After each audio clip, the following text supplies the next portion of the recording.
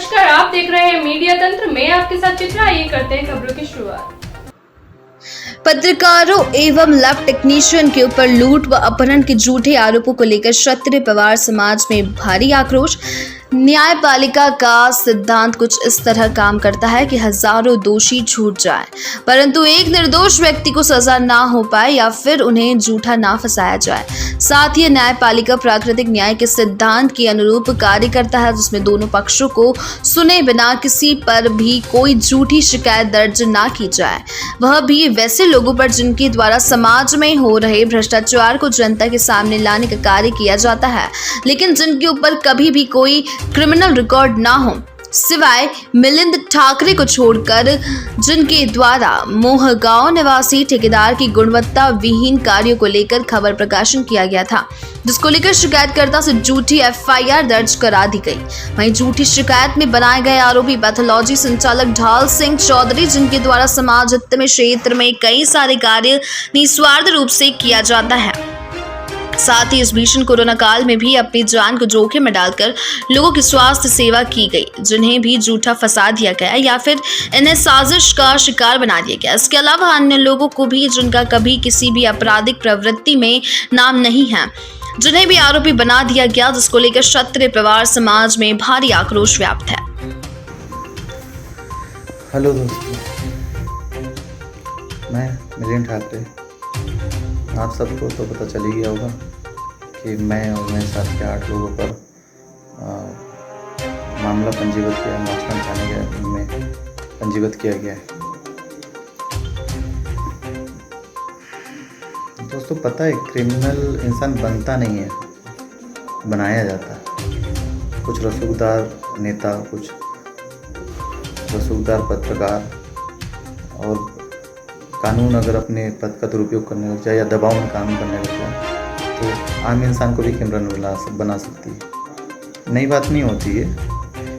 मैं जब प्रोफेशन में आया था तो मुझे सारी चीज़ें पता थी कि मेरे पे इस तरीके के मामले पहले भी कई बार लगेंगे और आगे भी लगते रहेंगे। चूँकि मेरा इस मामले में जो मेरे पे लगाया गया है, इस मामले में मेरा मुश्किल से 2% का भी मेरा ये नहीं है। मेरे साथी लोगों को अभी कोई इसमें, मेरे साथियों द्वारा भी ऐसा कोई कार्य नहीं किया गया है।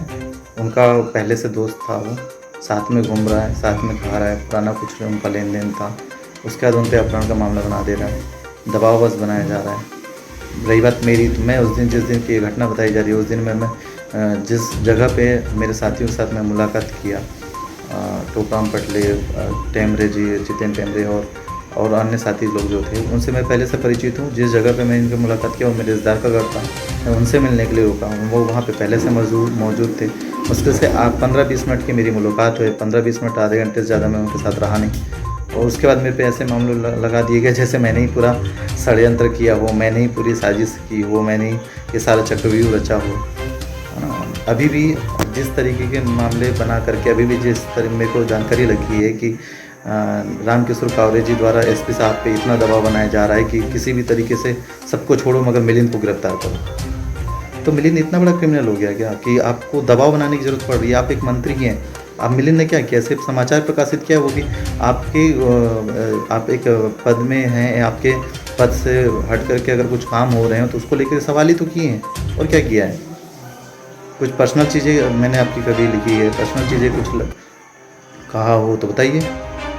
एक पत्रकार है अतुल वैद, वो अपने दैनिक भास्कर का रोक झाड़ करके या उनकी नेताओं की, अधिकारियों की चाटुकारिता करके सबको पता है कि क्या क्या चीज़ें अवैध उनके चल रहे हैं। मॉल उनका कैसा क्या है, मॉल में 2 बार उनको तोड़ने के आदेश आ चुके हैं आपके एनजीटी से। तो उस पर प्रशासन ने कभी ध्यान दिया? कभी ध्यान नहीं दिया। उनके द्वारा जितने वो गोंदिया रोड पे एक मॉल बनाया गया है कांकरिया जी का, वो अतिक्रमण में आया। शुरू में कलेक्टर साहब आए तो उन्होंने तोड़ा, बाद में क्यों उसको यथावत कर दिया गया? क्या अतिक्रमण के दायरे के बाहर हो गया? बाद में उन पर कोई सवाल नहीं करेगा। उन पर उनका वो कार्य सही है। बात ऐसी है कि अगर आप निष्पक्ष लिख रहे हो, आप किसी पे रसूखदार के खिलाफ सवाल खड़े कर रहे हो तो आप पे मामले बना दिए जाएंगे, आपको परेशान किया जाएगा, आपको मारने की साजिश की जाएगी। आप सब कुछ कर सकते हैं क्योंकि आप पद में हैं, सत्ता में हैं। क्रिमिनल एक नॉर्मल सामने दिखने वाला भी क्रिमिनल नहीं होता, क्रिमिनल सफ़ेद पोशों में भी होते हैं, जो दिख रहा है सबको। मेरे को तो सूत्रों से, मेरे जो सूत्र हैं उनने तो मुझे 15 दिन पहले ही बता दिया गया था। जैसे ही मैंने रामकिशोर कावरे जी के खिलाफ समाचार लगाया, अतुल वैद के खिलाफ समाचार लगाया, तभी मेरे को बता दिया गया था कि तुम्हारे खिलाफ 8-10 दिन के अंदर कभी भी फर्जी मामले लग सकते हैं। मुझे तो पहले ये सारी जानकारी लग चुकी थी। इसके बारे में मैंने फेसबुक पे कुछ लिखा भी है मैंने इस चीज़ के बारे में। कुछ अपने साथियों को मैंने जिक्र भी किया है कि मेरे पर कभी भी मामले बनाए जा सकते हैं। ठीक है, कोई बात नहीं है, मैं कोई विचलित नहीं हूँ, मैं घबराहट में नहीं हूँ, कोई चीज़ में नहीं हूँ। हाँ, ये है कि अभी जो दबाव बनाया जा रहा है एसपी साहब पर कि आप कुछ भी करें और मिलिंद को गिरफ्तार करें, नंबर ट्रेस करें, ये करें, वो करें, इतना दबाव किस लिए भाई? मैं क्रिमिनल पैदाइशी में क्रिमिनल हूँ, मेरे पे बहुत सारे 10-20 केस लगे हुए हैं। मेरा क्रिमिनल रिकॉर्ड रहा है बहुत ज़्यादा।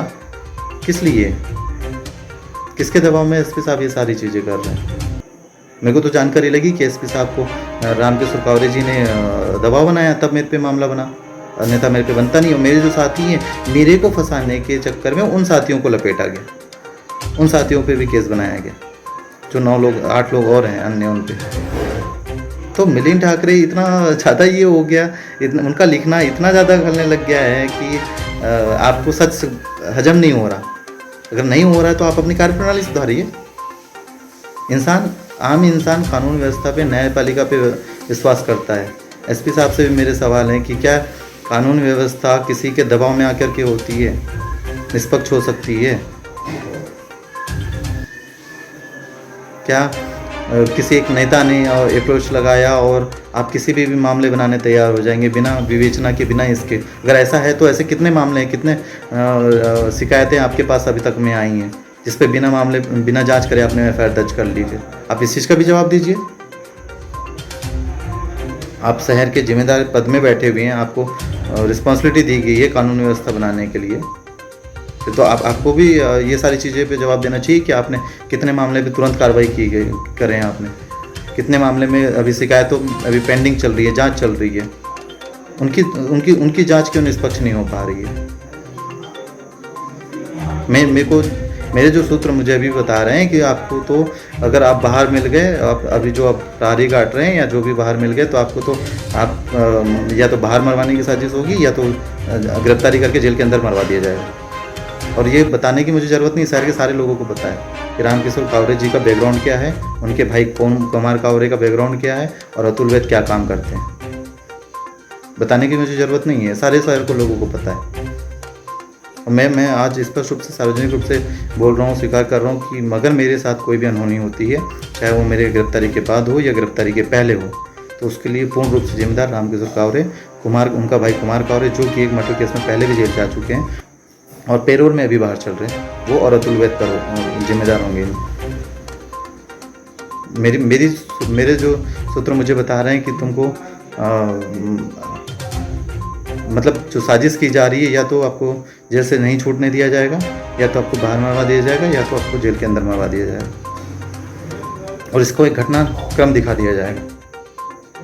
मुझे इन सब चीज़ों से कोई डर नहीं लगता है, मगर ये है कि आप जिस तरीके से कर रहे हैं ना मंत्री जी, वो जनता के हित में तो बिल्कुल नहीं है। और आपकी छवि सामने उजागर हो रही है इन सब चीज़ों से। जिस व्यक्ति ने यह शिकायत किया है हम लोग 8-9 लोगों के खिलाफ में, ये मुझे ऐसा किया गया, वैसा किया गया, कहीं पे भी ये प्रूफ हो रहा है कि हम लोगों ने उसे पकड़ के ले गए थे, कहीं पे भी ये प्रूफ हो रहा है, कोई भी ये गवाही दे रहा है कि हाँ हम लोगों ने उसको किडनैप करके लाए थे, या वो अपनी स्वेच्छा से घूम रहा था। आप तो इस बारे में पहले पता करवाइए। मुझे नहीं पता कि मेरे साथ आगे चल के क्या होगा। मैं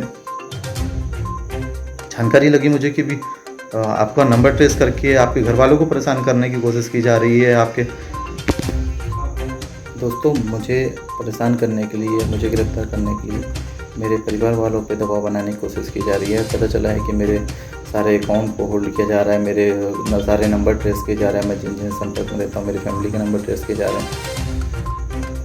इस तरीके की चीज़ें हो रही है शहर में। मेरे साथ जो 8 लोग हैं उनके साथ भी यही बीत रही है।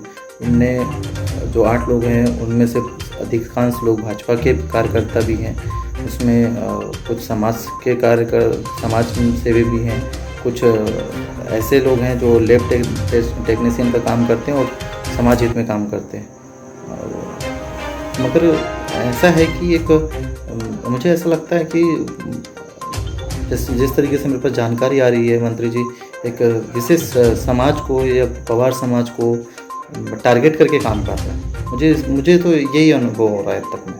और दूसरा ये कि मिलिंद ठाकरे को ये करना, आप एक बड़े लेवल पे होकर के मुझ जैसे के लिए आप इतना परेशान हो रहे हैं, तो फिर तो ये तो सोच से परे है कि अगर आप चाहें तो बालाघाट में पता नहीं किस के साथ क्या क्या कर सकते हैं।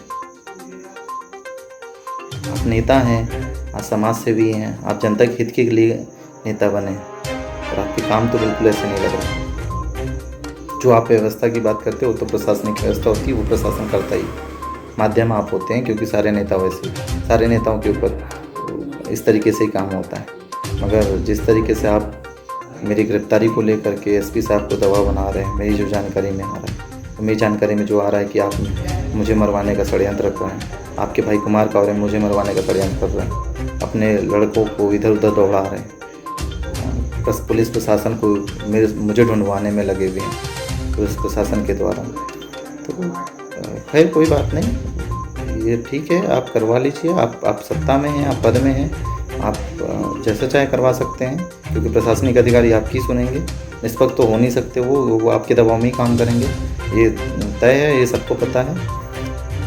अगर ऐसा है, जनता जो है ना, जनता जब फैसला लेती है और जनता जब निर्णय देती है ना, वो शायद आपको रास नहीं आएगा।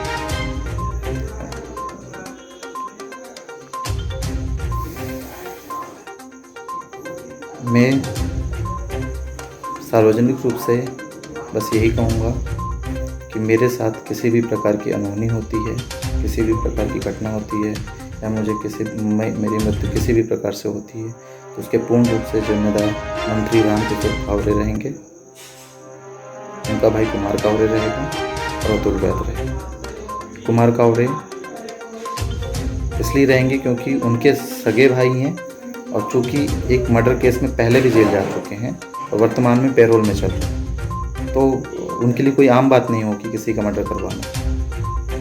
तो मेरी मृत्यु की साजिश आपने रच ली है, कोई दिक्कत नहीं है। अगर कुछ भी होता है तो मेरी या मेरे परिवार के साथ किसी भी प्रकार की कोई घटना होती है, तो इसके पूर्ण रूप से जिम्मेदार ये तीनों होंगे।